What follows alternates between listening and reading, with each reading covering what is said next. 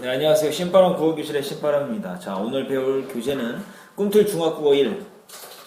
자, 소설에 대해서 배우고 있는데요. 여섯 번째 소설 홍길동전입니다. 우리 교재 114쪽이고요.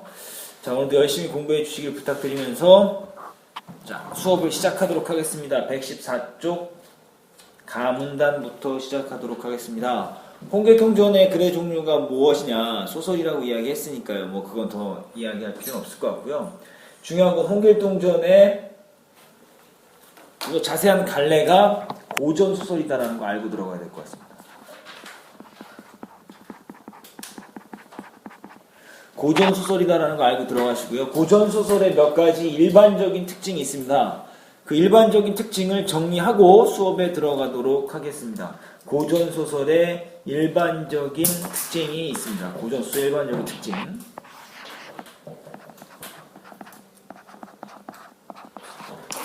자, 특징 1번, 일반적인 특징.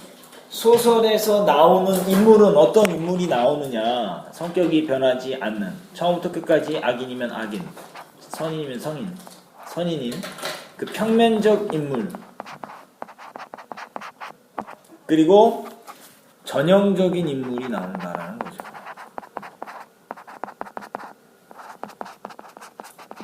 여기서 전형적인 인물이라는 건 놀부를 생각하면 됩니다. 놀부는 악인의 대표죠. 어떠한 하나의 계층을 대표하는 인물이 전형적인 인물입니다. 여러분들 모범생 생각해 보세요. 여러분들 머릿속에 그려진 이미지 있죠? 그것이 바로 전형적인 인물입니다. 이렇듯 고전소설에서는 평면적이고 전형적인 인물이 등장하고요. 두 번째는 일대기적 구성이다.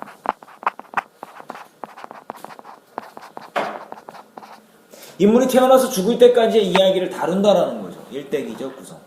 결말은 어떤 결말? 착한 사람은 상 받고 나쁜 사람은 벌 받는 권선징악.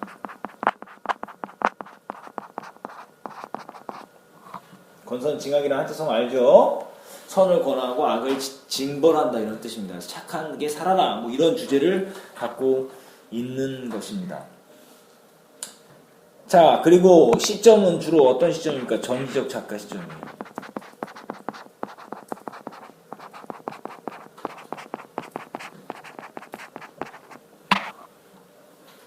시점이 주로 전지적 작가 시점이다라는 것 잘 기억해 두시길 바랍니다. 그리고 사건이 어떻게 전개되냐면요. 우연적으로 전개됩니다.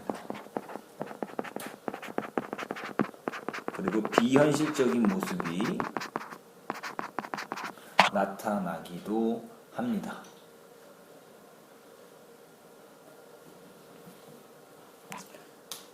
그리고 시공간의 배경이 막연하다, 구체적이지 않다라는 뜻이죠. 시공간적 배경이 막연하다, 구체적이지 않다라는 것 잘 알고 들어가시면 될 것 같습니다. 자, 그럼 이제 이런 일반적인 특징을 정리했으니까 바로 수업으로 들어가도록 하겠습니다. 가문단 들어갈게요. 춘섬은 춘섬 홍길동의 어머니예요.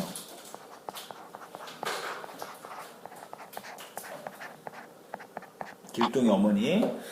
과연 그달부터 체기가 있어 10달 만에 눈같이 하얀 얼굴에 보름달처럼 인물이 훤한 남자아이를 낳았다. 이것이 홍길동이죠. 원래 춘섬은요 홍판서의 시비예요. 종이에요. 종. 여종인데 홍길동이 어떻게 생겨난지 알죠? 홍판서가 꿈을 꿨는데요. 용이 홍판서에게로 들어오는 꿈을 꾼 거예요. 그래서 그 꿈을 꿔서 자기 부인이랑 이제 잠자리를 같이 하려고 했는데 부인이 몸이 안 좋다고 싫다 그랬어. 그래서 춘섬과 잠자리를 같이 해서 태어난 게 홍길동이에요. 비범한 인물이죠. 비범한 인물이에요. 자, 홍판서는 좋은 꿈을 꾸고 얻은 아이라고 하여 아이의 이름은 길동이다. 길이라는 게 길하다 이런 뜻이죠. 동은 아이 동자죠. 길한 아이 이런 뜻이죠. 길동이 점점 자라 걸음마를 하고 말을 하니 하나를 들으면 열을 알았다. 하나를 들으면 열을 알다. 이거 한자성어 있는데 하나를 들으면 열을 안다. 문, 들을 문자 1. 하나를 들으면 지, 알지자 10. 열십자 열을 안다. 문일지식. 하나를 들으면 열을 알았다. 또한 한 번 보고 들은 것은 잊지 않으니 요거 귀여운 기운을 묶어보세요. 요게 바로 뭡니까? 이것도 고전소설의 하나의 특징인데요. 비범한 능력이에요.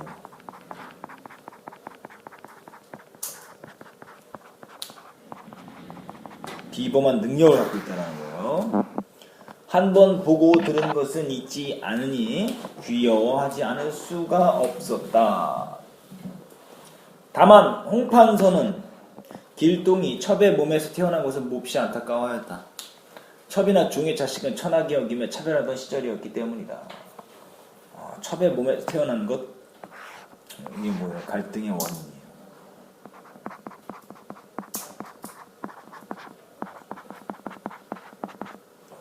길동은 뛰어난 능력이 있었습니다. 뛰어난 능력이 있었는데요. 그 능력을 펼칠 수 있는 신분이 안 됐어요. 천인의 자식이기 때문에 벼슬길에 나갈 수가 없었습니다. 홍판서는 어린 길동이 종종 눈치 없이 자신을 아버지라고 부르면 일부러 얼굴을 돌려버리고 제 형을 불을 낮추며 화를 내며 그렇게 하지 못하도록 엄히 꾸짖었다. 왜냐하면 첩에게 태어난 자식은 종의 자식이기 때문에 아버지라고 부를 수가 없고요. 대감만 아니면 이렇게 불러야 돼요. 대감이라고 불러야 돼요. 호부호영이라고 하죠. 호부, 부를 호자. 아버지를 아버지라 부르고 형을 형이라고 부르지 못하겠어요. 호부호영을 못하게 했습니다.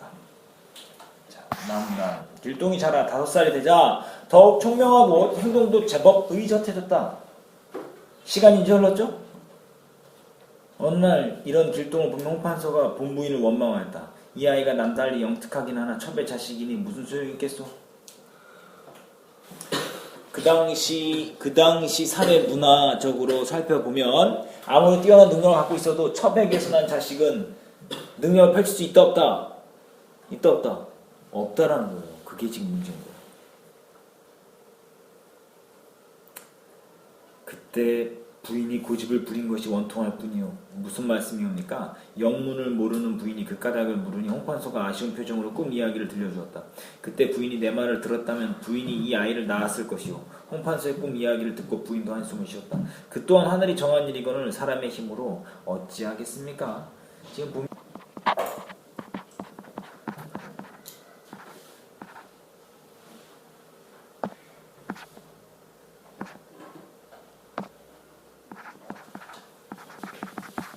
운명에 순응하는 거죠. 자신에게 주어진 운명을 벗어나지 않고 운명에 따르는 것이 운명 순응적인 태도다. 자, 세월은 또다시 물처럼 흘렀다. 길동은 10살이 넘도록 아버지를 아버지라 부르지 못하고 형을 형이라 하지 못하는 처지였다. 그러다 보니 집안 종들마저 손가락질하며 길동을 업신여기기 일쑤였다.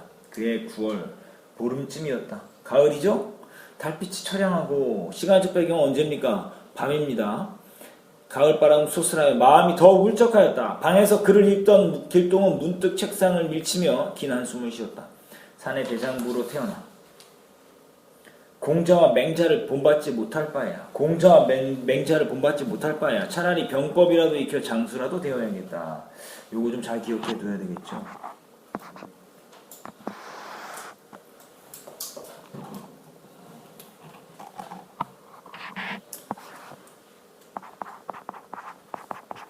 당시의 시대상입니다. 당시의 시대상 문관이 무관보다 더 대접을 받은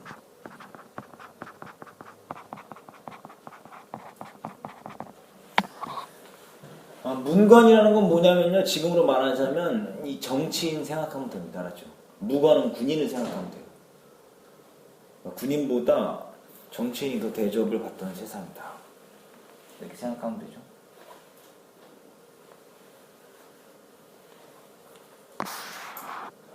자, 이거 긴 한숨을 쉬었다. 이건 무슨 갈등이 될까요?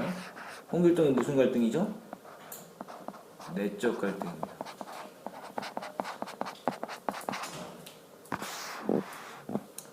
자, 군대를 활용하여 나라 밖에 나가 동정서벌하고 커다란 공을 세워 이름을 후세에 정하는 것이 마땅하다. 옛사람도 왕후 장상의 씨가 따로 없다. 자, 왕후 장상의 씨 왕이 되고 그리고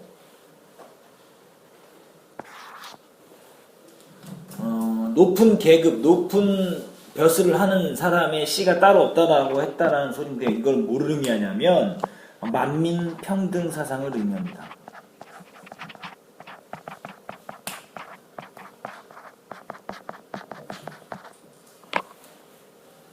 만민 평등 사상.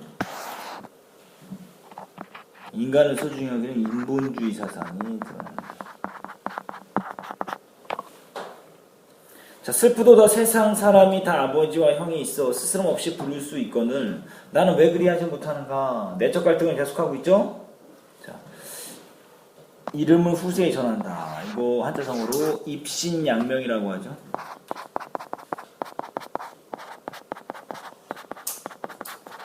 유명인이 되는 거예요. 뭔가 성공해서 유명한 사람이 되는 것인데 그런 것이 이 당시에도 있었다는 걸 우리가 알 수가 있습니다. 자, 발단 부분 보시면 첩의 자식으로 태어나 뭐를 하지 못합니까? 뭐라 그랬어요 아까? 아버지를 아버지라 부르고 형을 형이라 부르는 거 한자성어로 뭐라 그랬지? 호부호용.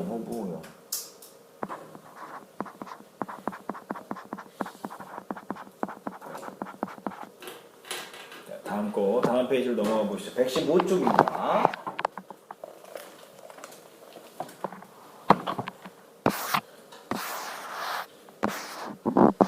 그때 마침 나오죠. 그때 마침이라 그랬죠. 이게 뭐예요? 우연성입니다. 우연성. 고전소설의 일반적인 특징 아까 배웠죠? 우연성. 홍판서가 뜰을 거닐며 밝은 달을 바라보다 길동을 보고 즉시 불러 물었다. 밤이 깊었는데 너는 어찌 잠을 자지 않느냐? 길동이 공손히 손을 모으고 대답하였다. 달빛을 즐기고 있었나이다. 자, 어때요? 이게 평상시에 쓰는 말입니까? 있었나이다. 가라사대 이런 게 뭐예요? 어떤 그러니까 문어체라 그럽니다. 이런 걸 보고 문어체라 그래요. 문어체. 우리가 평상시 잘 쓰지 않는 말투를 그래서만 쓰는 거죠. 이것도 뭡니까? 고전소설의 일반적인 특징입니다. 문어체라는 거예요. 너에게 그런 흥이 있었단 말이냐? 하늘이 세상 만물을 내쉬었을 때 그중 제일 귀한 것이 사람이라 하였습니다. 하지만 소인은 아직도 떳떳이 하늘을 우러러보지 못하겠습니다. 자, 가장 귀한 것이 사람이다. 사람이 소중하다. 그러니까 차별하는 건 된다 안 된다? 안 된다라는 거죠. 이건 뭐 천부인권사상.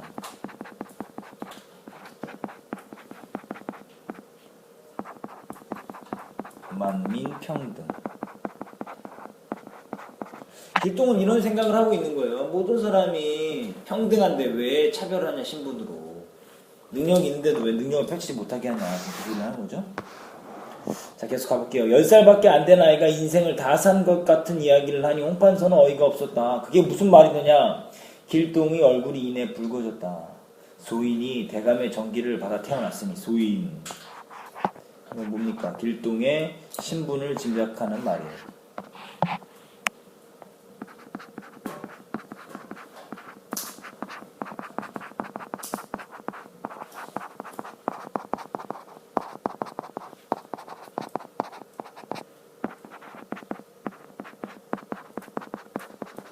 길동의 신분을 짐작하게 하는 말입니다.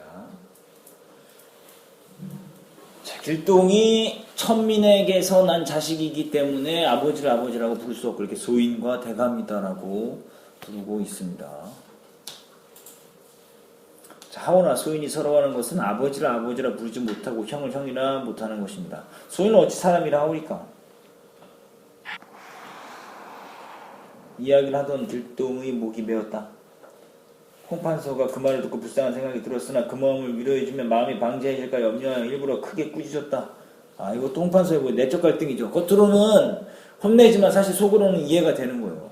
양반 집안에 서자가 너뿐 아닌 거는 무슨 소리예요. 이런 일이 그 당시에 많았다 적었다. 많았다라는 거예요. 축첩제도가 있었다라는 거죠.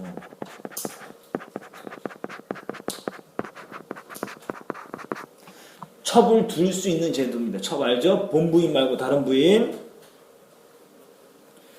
앞으로 또 그런 말을 하면 다시는 너를 보지 않겠다. 홍판서가 그렇게 다그치는 바람에 길동은 감히 한마디도 더하지 못하고 고개를 푹 떨구었다. 조금 있다 홍판서가 물러가라 하자 길동은 제 방으로 돌아와 그만 참았던 눈물을 주르륵 흘리고 말았다. 자, 홍판서는 현실에 순응하는 사람이죠? 하지만 홍길동은 뭡니까? 순응하지 않아요. 길동은 본디 재주가 뛰어나고 막힌 데가 없는 상품이라 억울하고 슬픈 마음을 쉽게 가라앉히지 못하였다.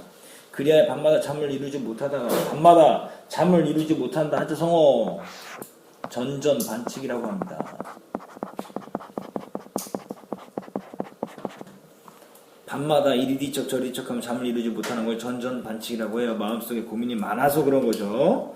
몇 달 뒤 사랑채 나가 다시 아뢰었다. 소인이 요즘 마음을 못 잡고 있습니다. 비록 천한 신분이나 소인이 그를 잘하여 급제하면 정성을 못하겠습니까? 화를 잘 쏘아 급제하면 장수를 못하겠습니까? 그 말에 홍판서는 크게 노하여 말하였다. 내가 전에도 방자한 말을 하지 말라 일렀거늘 또 어찌 그런 말을 하는 것이냐? 라고 하면서 지금 이 부분, 이거는 외적 갈등이죠. 누구하고 누구의? 길동과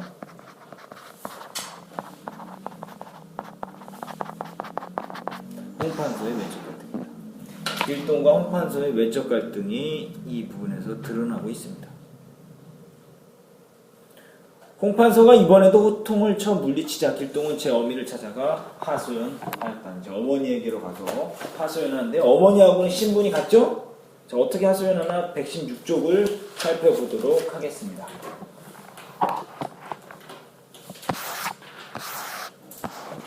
자, 사내로 태어났으면 마땅히 입신양명해야 합니다. 하오나 소자의 팔자가 사나워 소자라고 하죠? 어머니하고 신분이 같으니까요. 어머니라 부를 수 있죠. 모두 저를 천하게 여깁니다. 대장무가 세상에 살면서 남들에게 천한 대접을 받는 것이 어찌 달갑겠습니까? 차라리 집을 떠나 다른 길을 찾겠습니다. 지금 집을 떠나는 이유 첫 번째 뭐예요? 남들에게 천한 대접을 받기 때문에.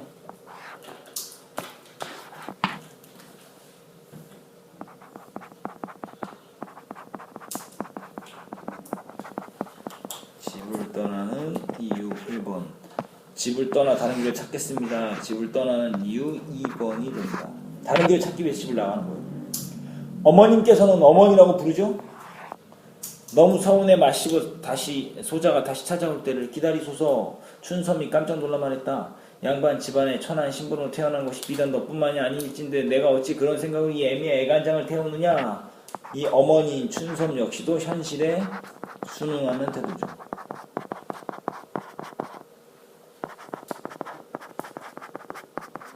주어진 현실의 여건에서 그냥 뭐예요? 순응하는 거예요. 길동이 대답했다. 옛날 장충의 아들 길사는 장길산 말하는 거죠. 14세에 그 어미와 이별하고 은봉산에 들어가 돌을 닦아 아름다운 이름은 후세에 전하였습니다. 아름다운 이름은 후세에 전한다. 이게 뭡니까? 이게 한자성어로 이게 유방백세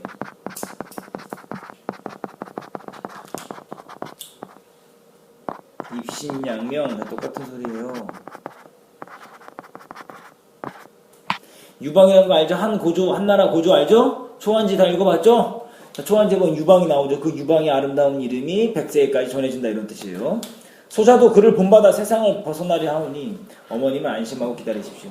요즘 곡산댁에 눈치를 보니 상공의 사랑을 잃을까 우리 모자를 원수같이 생각하고 있습니다. 자, 그를 본받아 세상을 벗어나려 한다. 이유 3번, 집을 떠나는 이유 3번. 큰 화를 입을 수도 있사오니 이유 4번, 집을 떠나는 이유 4번.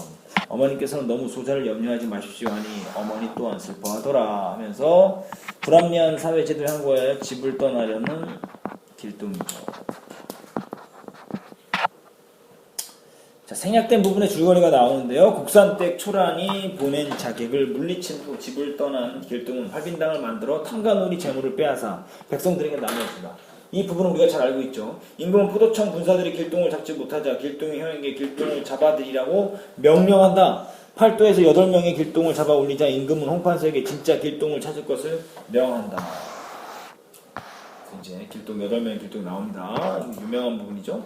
8길동이 임금께 아뢰었다. 신의 아비가 나로로부터 은혜를 많이 입었사온데 신이 어찌 감히 흉악한 일을 하겠습니까? 다만 신은 본디 천한 몸으로 태어나 아버지를 아버지라 부르지 못하고 형을 형이라 부르지 못하여 평생 한이 맺혔기 때문에 집을 버리고 도적의 무리 속으로 들어갔습니다. 그러나 백성들은 결코 못살게 굴지 않았사옵고 오히려 벼슬아치들이 백성들로부터 빼앗은 재물을 다시 빼앗아 돌려주었을 뿐이옵니다. 이제 10년이 지나면 조선을 떠나 갈 곳이 있사오니 엎드려 바라보는데 임금께서는 근심하지 마시고 신을 잡으라는 명령을 거두어 주옵소서. 그러니까 뭐가 됐어요? 의적이 된 거예요. 의적. 의로운 도적이 된 거죠. 하고 말을 마치며 8길동이 동시에 넘어졌다. 자세히 보니 다 지프로 만든 인형들이었다. 임금이 더욱 놀라시며 진짜 길동을 잡으라고 다시 팔도에 명령을 내리셨다라고 하면서 지금 뭐예요? 여기 보세요. 8길동이 동시에 넘어졌다. 이게 지금 뭐예요? 비현실적이잖아요. 이거 전기적이다 그래. 기이하다 그래서 전기적인 요소다. 이게 바로 고전수의 특징이었죠. 길동을 잡아들이지만 8명의 길동이 모두 가짜로 밝혀진다. 자, 이제 끝났는데요. 117쪽에 소단화 한눈에 보기로 볼까요? 소단화 한눈에 보기.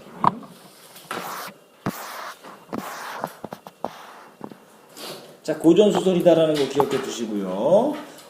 비현실적이며 우연적이다. 전지적 작가 시점이며 우리나라 최초의 한글 소설이고 시간 흐름에 따라 사건이 전개되고 조선, 이게 제일 중요합니다. 조선시대의 사회제도에 대한 비판의식. 뭐 어떤 거? 신분차별. 신분을 차별하는 제도에 대한 비판의식이 있다는 거죠. 발단 부분, 천한 신분인 첩의 자식으로 태어나 호부호영하지 못하는 길동의 한이 있었고요. 전개 부분에서는 적소차별 제도의 한과의 집을 떠나려는 길동이 있다. 절정 부분에서는 길동형을 내세워 길동을 잡아들이지만 자수한 8명 모두 가짜로 밝혀진다. 이 부분 제일 중요하죠. 주된 갈등 양상. 길동의 처지는 첩의 자식으로 태어나 출생이 천하다. 호부호영을 하고 싶고 자신의 재능을 떨치며 20냥령을 하고 싶은데 사회 현실은 뭐가 있어요? 적소차별제도.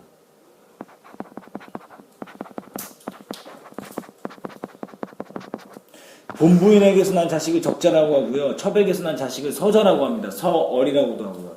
적소차별이라는 게 뭡니까? 신분에 의한 차별을 한다 이 소리죠. 등장인물의 성격과 현실 대응 방식을 살펴볼까요? 현실 개혁적인 홍길동. 홍길동은 현실을 개혁하고자 합니다.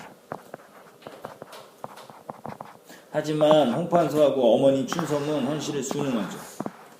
자, 홍길동은 천한 출생으로 인해 갈등하며 부조리한 현실을 개혁하고자 하는 적극적인 모습을 보이지만 홍판소 같은 경우는 길동의 처지를 마음속으로는 안타까워하지만 신분제도에 순응하는 봉건적 사고방식을 갖고 있다. 그건 어머니 역시도 마찬가지다. 이 글에 반영된 당시 사회상 별빛이시고요. 시험 잘 나오는 겁니다. 적소차별, 호부호영할 수 없었다. 출세에도 제약이 있었다. 신분제도 양반과 중에 구분이 있었다. 공자와 맹자를 본받고자 한다. 유교 중심사회. 유교 중심사회. 무관보다 문관을 더 우대했고 20냥명을 지향한다. 축첩제도 본부인 외에 처벌될 수가 있었다. 이거 좀 잘 기억해 주셔야 되겠죠. 그래서 오늘 배운 부분 여러분들 꼭 복습하시고요. 수업 중에 궁금한 부분이 있었다면 메모를 통해서 선생님에게 댓글 또는 직접 찾아와 질문해 주시면 꼭 해결해 드리도록 하겠습니다. 자, 오늘 공부하느라 고생 많았고요. 소단 한눈에 보기 오마이노트 하시고 관련 문제 풀어보시길 바랍니다. 공부하느라 고생 많았습니다. 끝까지 경청해 주신 여러분께 감사의 말씀을 드리며 다음 시간에 다시 만나요. 자, 소년이여 야망을 가져라.